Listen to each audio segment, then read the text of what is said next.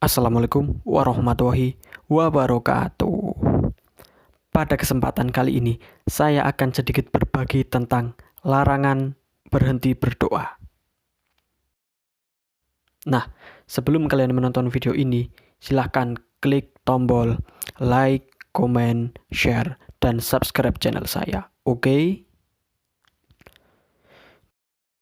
Nah, ngomong-ngomong soal berdoa ya. Berdoa itu hukumnya wajib ya menurut saya. Karena apa? Karena di setiap sendi kehidupan, jika kita ingin melakukan sesuatu, jika ingin menginginkan apapun di dunia ini, bahkan di akhirat, kita harus berdoa. Selain usaha, kita juga harus berdoa. Nah, berdoa sendiri diperintahkan oleh Allah dalam firman-Nya. Akan saya bacakan. A'udzubillahi minasyaitonirrajim. Bismillahirrahmanirrahim. Ud'u fi astajib lakum. Shadaqallahul adzim. Artinya, berdoalah kalian kepadaku, niscaya aku mengabulkan doa kalian. Quran surat Ghafir ayat 60. Nah, dari ayat surat Al-Ghafir ayat 60 tadi kan bisa kita artikan ya, bahwa kita itu diperintahkan oleh Allah untuk berdoa kepadanya, dan niscaya Allah akan mengabulkan doa-doa kita. Nah, selain dalam Al-Quran, dalam hadis Nabi Muhammad SAW bersabda, Is'aluwaha wa antum muqinuna bil ijabah. Artinya, memintalah kalian kepada Allah Ta'ala dan kalian harus meyakini doa kalian pasti diterima. Dalam hadis lain, Is'aluwaha bibutni akufakum. Memintalah kalian kepada Allah Ta'ala dengan kedua tangan kalian.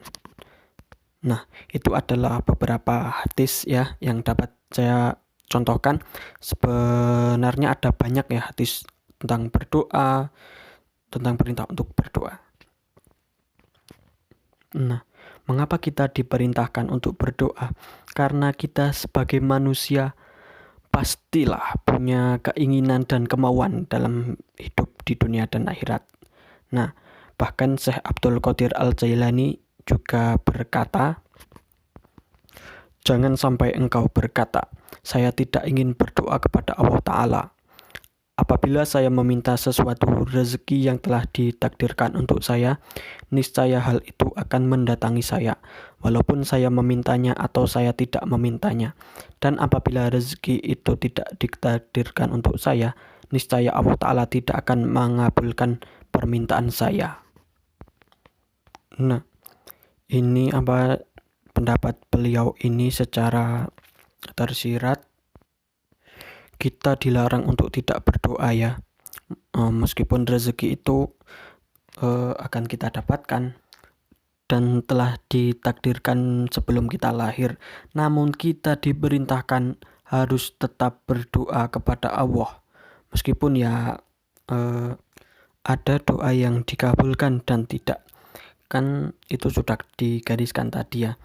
Tapi kita diperintahkan untuk meminta kepada Allah seluruh apa saja yang kita inginkan dan apa saja yang kita butuhkan untuk kebaikan di dunia dan akhirat.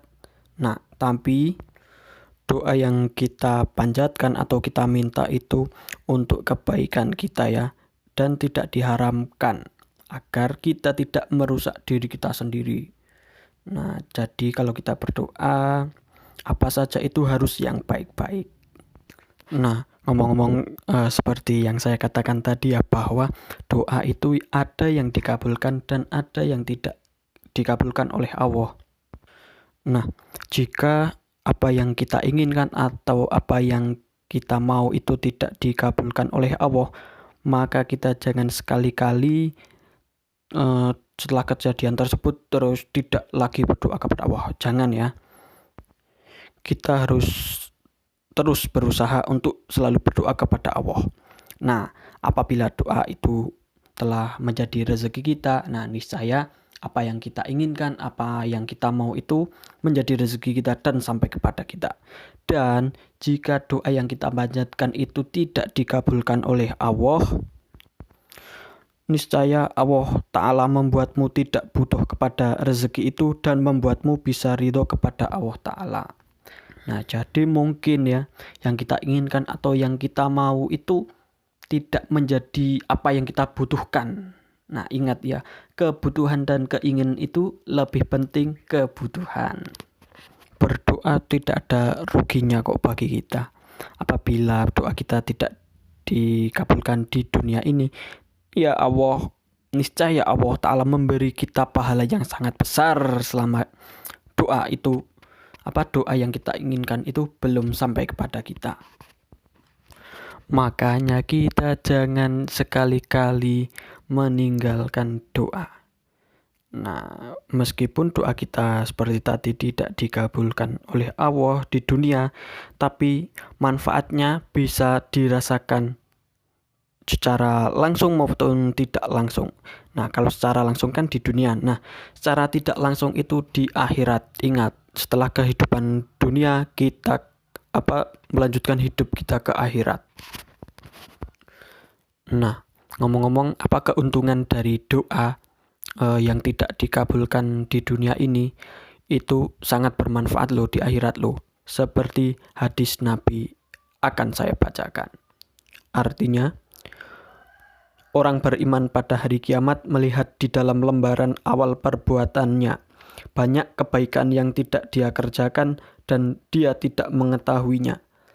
Lalu dikatakan padanya, "Apakah engkau mengetahui hal itu?" Lalu dia menjawab, "Saya tidak mengetahuinya. Dari mana saya mendapatkannya?" Lalu dikatakan padanya, "Sesungguhnya kebaikan-kebaikan itu adalah pengganti permintaanmu yang telah engkau minta di dunia." Nah, jadi jelaskan jika doa kita tidak dikabulkan atau permintaan kita belum terkabul di dunia, itu akan menjadi kebaikan yang belum pernah kita kerjakan di akhirat. Nah, untungnya besar kan, hidup di akhirat itu abadi loh. Nah, kira-kira seperti itu. Nah, sesungguhnya dengan kita meminta atau berdoa kepada Allah, itu termasuk jalan zikir kita kepada Allah juga. Kita akan semakin yakin akan adanya Allah sebagai Tuhan kita. Kita tidak akan lagi bergantung kepada makhluknya, dan kita akan lebih mentauhidkan Allah Ta'ala. Nah, selain itu banyak-banyak berdoa dan meminta hanya kepada Allah, kita sedikit demi sedikit bisa meninggalkan sifat sombong atau takabur dan sifat selalu membangga-banggakan diri kita. Nah, semoga seluruh doa itu adalah amal-amal soleh yang pahalanya ada di sisi Allah dan diterima oleh Allah sebagai penolong juga kita di akhirat. Nah, makanya jangan sekali-kali meninggalkan doa. Nah, cukup sekian yang dapat saya sampaikan. Wassalamualaikum warahmatullahi wabarakatuh.